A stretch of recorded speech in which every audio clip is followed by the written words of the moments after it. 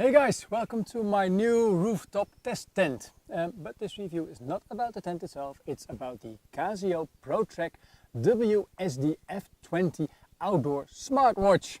And I've been testing this for the last couple of months, so it's going to be a long, intensive review. So if you're interested about watches and gadgets, stay tuned.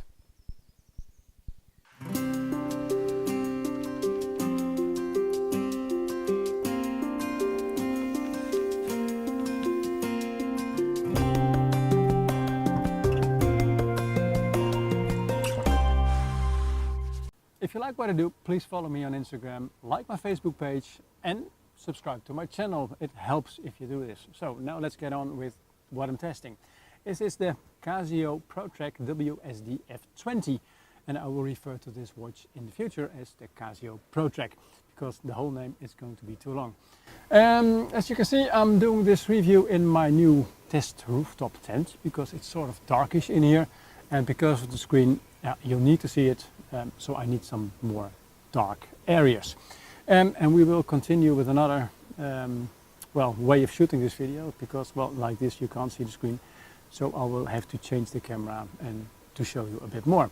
First of all, I have been triggered by quite a lot of other reviewers about this watch. So I requested one for testing because I thought that the other reviewers, they gave good reviews, but most of them are basically unboxings.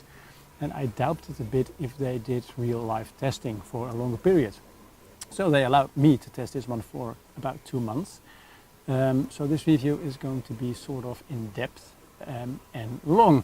So I hope you have the time, so bear with me and watch the review because the end conclusion is, I won't shout this one yet. Just watch the video.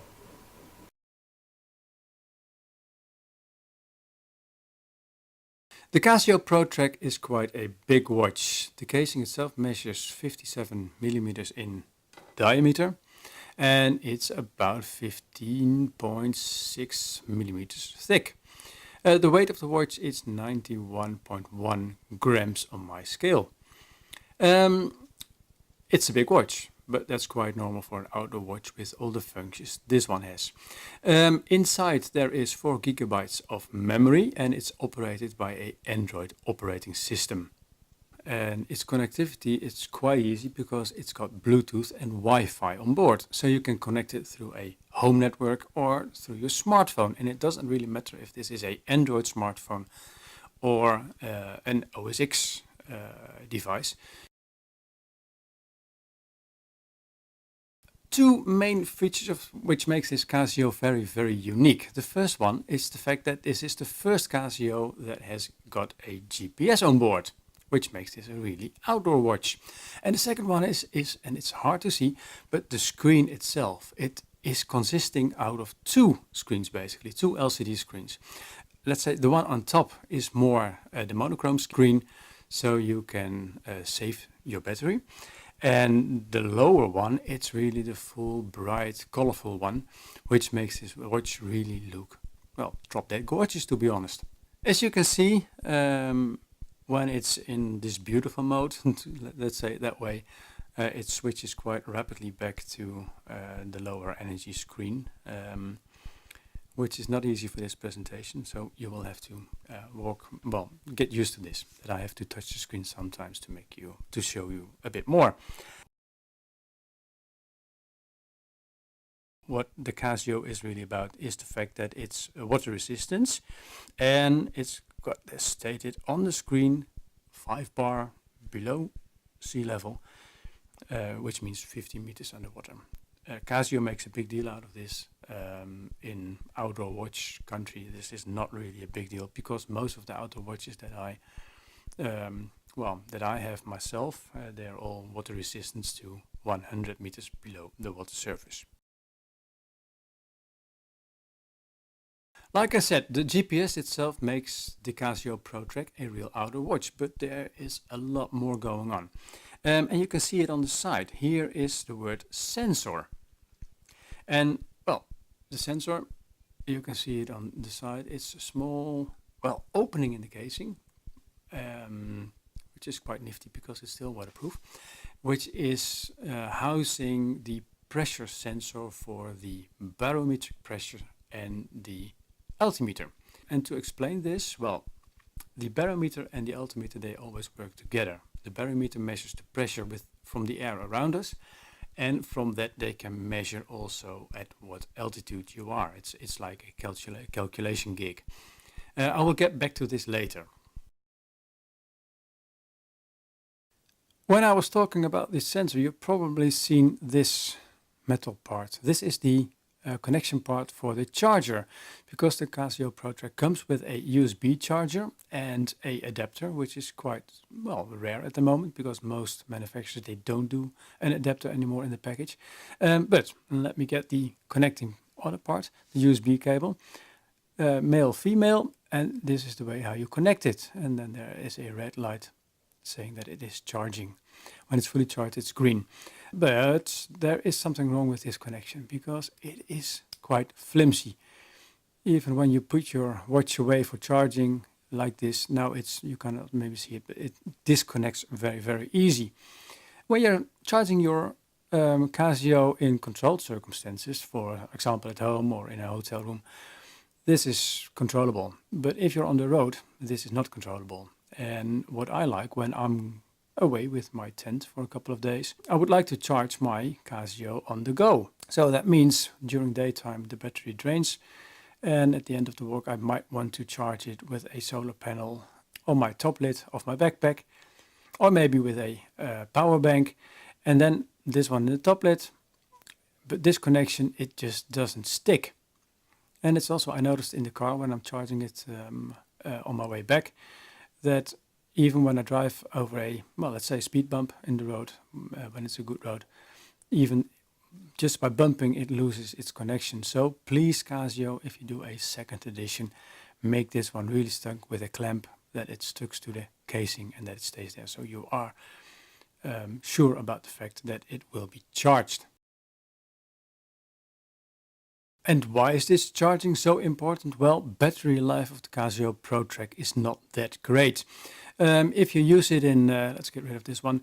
If you use it in GPS mode, a bit depending on how many points you would like to log, the battery life is between the 6 and the 9 hours, which is good for a day hike. But if you're, well, off for a 2-week hike, that's pretty short.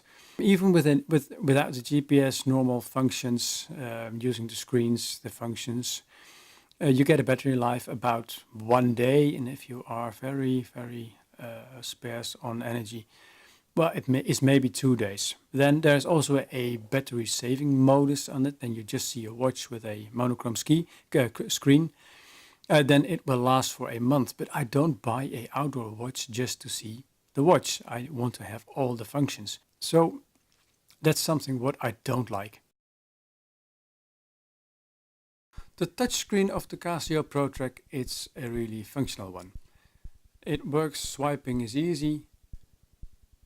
And if you think, well, let's say digital buttons on a touchscreen, they do the job. Up, swipe it back and you're back in the screen.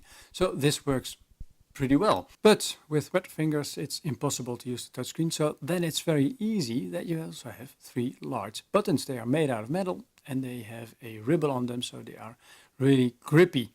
And they are so big that even with very cold fingers or with gloves, they are very usable.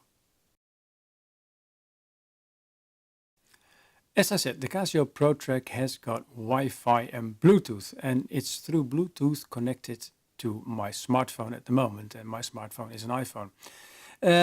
This is sort of convenient, because when I am, well, not able to reach my phone, messages from, for example, WhatsApp, they will appear in my screen, so I know what's going on if somebody wants something, most of the time my family.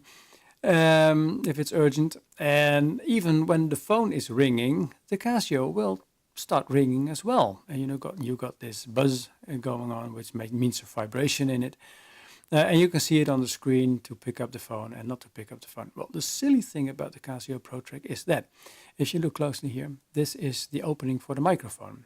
I can shout messages to this Casio, but when the phone rings,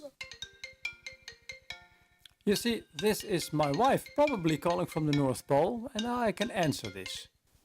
And did you read what it said? It said I should answer this through my device and not through my smartphone. So it's not able to pretend that you're a Trekkie like Scotty Beam Me Up talking into the wristwatch. That's not possible. Would be a great gimmick if that was the case. Even with WhatsApp messages, for example, it's not possible to type some messages back. So it's basically convenient if you're on the go, you don't want to reach your iPhone because it's maybe raining, or you don't want the hassle because it's somewhere in your backpack, or maybe in the car when I'm driving. You know, the messages that get on my screen, it's on my watch, it's quite easy because you're not distracted by the phone buzzing somewhere in the car. And then you can decide if you want to react to it or not. Now let's go to the tool button, because behind the tool button all the outdoor gadgetry is hidden. Press it once and you'll see I'll get into the compass screen. And the compass screen, it looks really like a fluid compass, an old-fashioned one. The compass is very accurate. I had to calibrate this when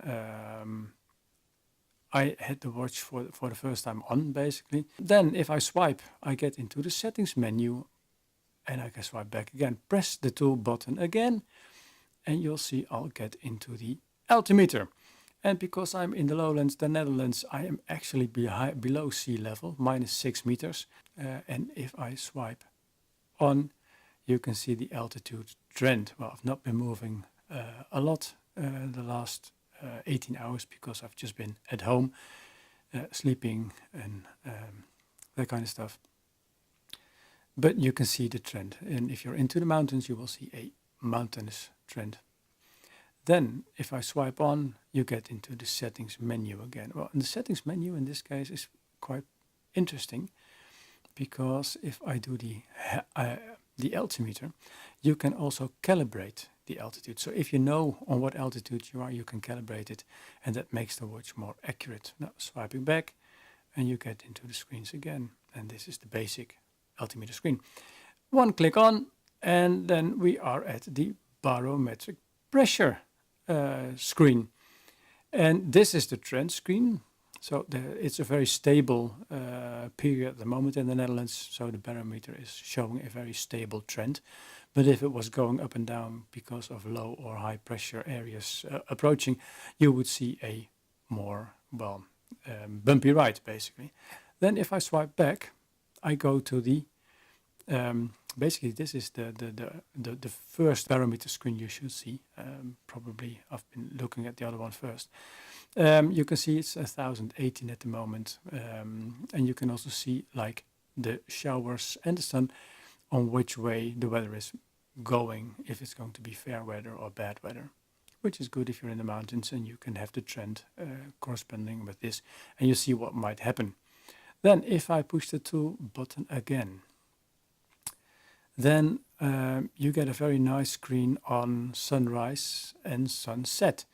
Not only in times, but also the places where the sun will rise and where the sun will set.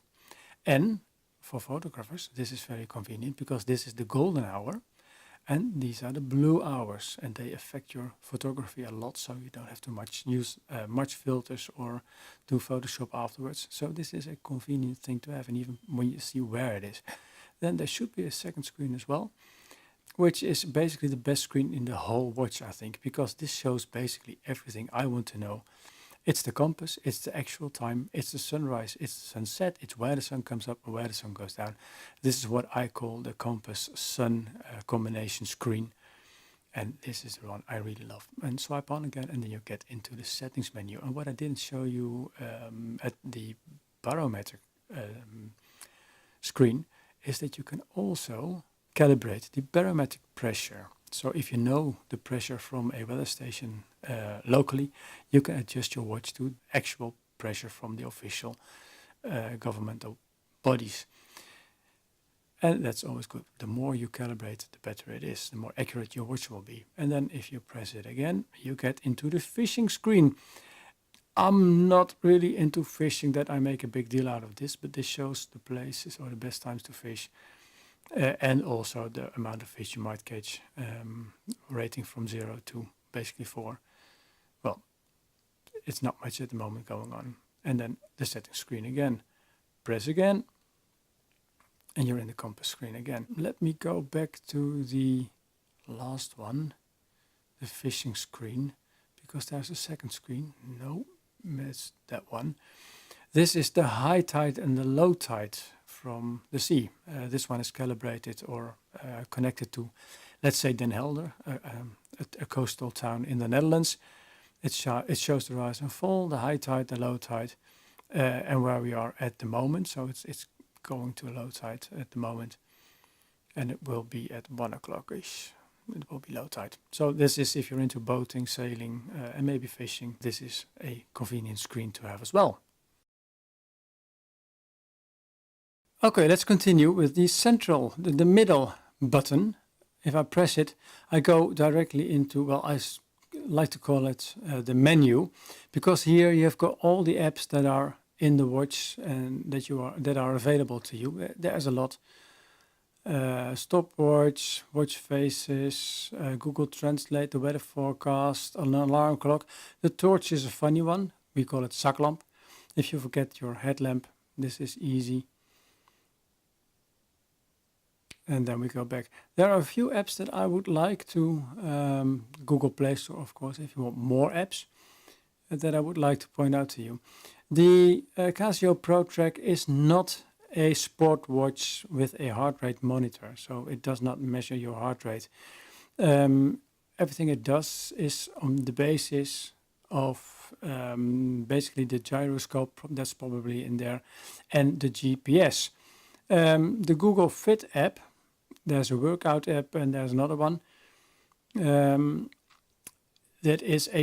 are nice apps for if you want to do workouts, and it's even from bench pressing to just walking, like using the Pro Trek as an activity watch. Then there is the activity symbol, and behind the activity symbol there are a few hiking, fishing, cycling, rowing and skiing apps. And behind every screen there are some options. Press it and you go to your goal. What's the goal of today? The next one is which measures or shows you your ascent and descent and also your rate. And then the last one is the map where you can go to. By scrolling you can scroll through to the pause, and then you can stop it. And every activity app has got several of these screens. So this is, well, if you like to track whatever you're doing, this is the way to go. And then there is the third button, the app button. This brings you directly into the map. And you can see you can use the magnifying glass to zoom in or zoom out. This is definitely the Netherlands. And you can see this, microphone in here. I'll show you what this is all about. If I have a point that I want to make a note of, I can touch the note symbol. And then I can mark it or can do a voice memo. Well, if I mark it, then I have to specify this manually for the moment. Fix. I use the camping symbol because I know this is a good place to camp, and then there is the camping symbol.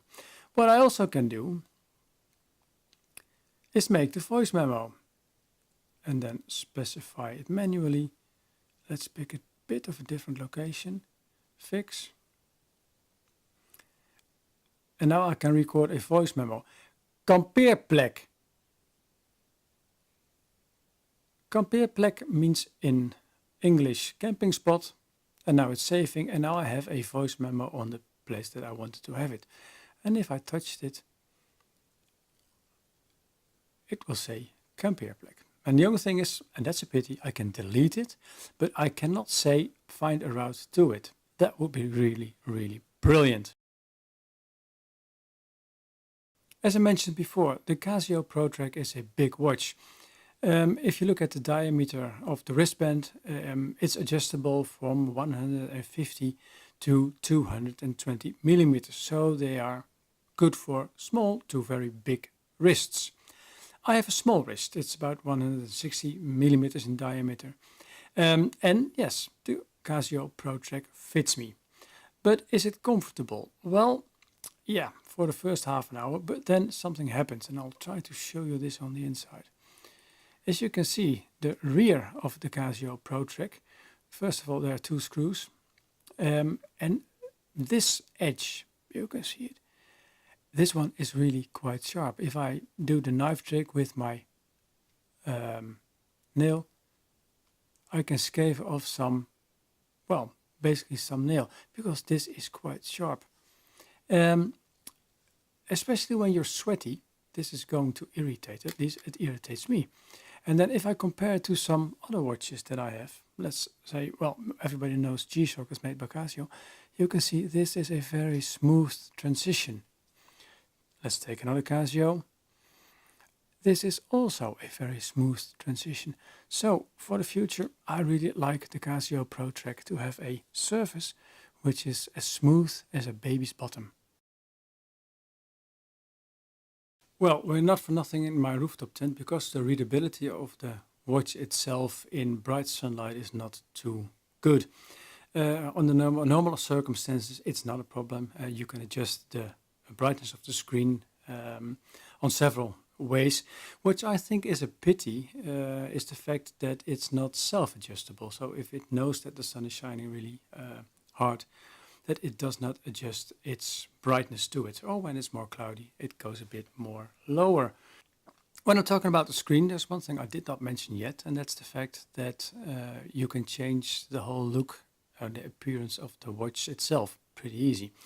Like I chosen this watch face because this is Europe, this is centered on the place where I live because of the GPS, and this is, I really like this one.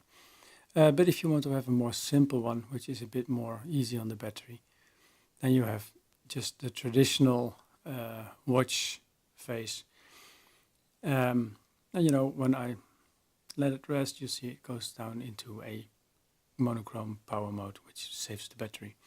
But I can choose a lot of watch faces if I like. This one is specified on as altimeter.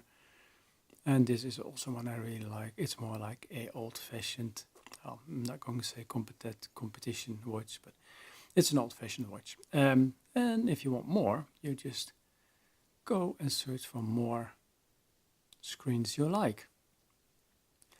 And behind every screen, it operates in a different way. So the screen that I use with the map, it has a different functionality than some of the other ones. Let's go back. Oh. So on to the conclusion about the Casio Pro Trek WSD-F20. And as I said at the beginning, it's going to be a special rating this time, because I'm going to give two ratings. The first one is for the gadget lover. If you are a gadget lover, the Casio Pro Trek WSD-F20 is the watch to buy. It will set you back 500 euros, but you really get a lot of value for your money. It's good for hours in the pub to talk about, and hours and hours and hours of playing if you're in a tent, on the bench at home, wherever. And in that respect, for the gadget lover, I rate this as a 5-star watch. But then, if you are more like I am, a outdoor lover who likes gadgets, then it's a different story, because the Casio Pro Trek WSD-F20 has got a battery life between the 6 and the 9 hours if you're using the GPS, and maybe about a day in normal life, maybe 2 days if you are a bit more battery friendly and playing a bit less, and a month if you only use it as a watch. Well, nobody who's into outdoor uses this one as a watch, because you need the barometric pressure, the altimeter, the compass, and all the other gear that's inside this watch. So battery life about a day. And that's just too little. And that, together with the very flimsy magnetic connection to the charging system, you are not able to charge the watch on the go by carrying this one in your backpack and a solar panel on top, or maybe with a power bank, because the connection, it will lose it the whole time. It won't stay there. So it just needs a better connector to the watch. So that leaves me no other option. How fantastic this watch also is and how brilliant it is, it's also a bit stupid. And for outdoor use, I rate this watch as a 3-star rating. So sorry. Ciao!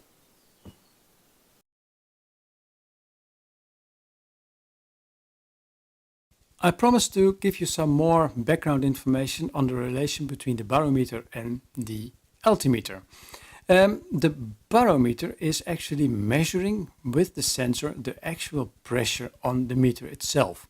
Well, because we have an agreement that the standard barometric pressure at sea level is 1013 hectopascal or millibar, and sea level is altitude 0. From that we can calculate basically every altitude there is on Earth relating to the 1013 millibar or hectopascal. Now, how does this work in real life?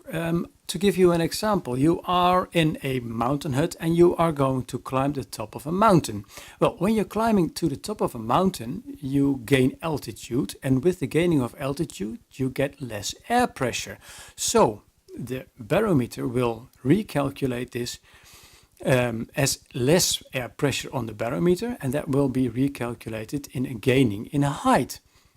But now what happens if there is a very, very good fair weather front approaching as well? Fair weather is a rising in barometric pressure. This together with your gaining altitude, that might result in that you are climbing actually, but that your altitude gain will remain the same. Or in the worst case scenario, you will even lose altitude on the watch, because the weather system, the low pressure, the high pressure of the weather system is gaining faster than you are able to climb. So you will see your watch actually giving a lower altitude while you are climbing. And that's pretty awkward. Therefore, to prevent this happening, it is very important that you calibrate your watch every time you have the opportunity. And that means calibrating, if you're in a mountain hut or if you have a geographical map with you, calibrating it onto a fixed altitude that you actually know. All the mountain huts have a fixed altitude that you can put into the watch. Or if you listen to the weather front, or you can have a check by internet to the weather systems, you can also recalibrate with the barometric pressure. And the more often you do this, the more accurate your watch will be.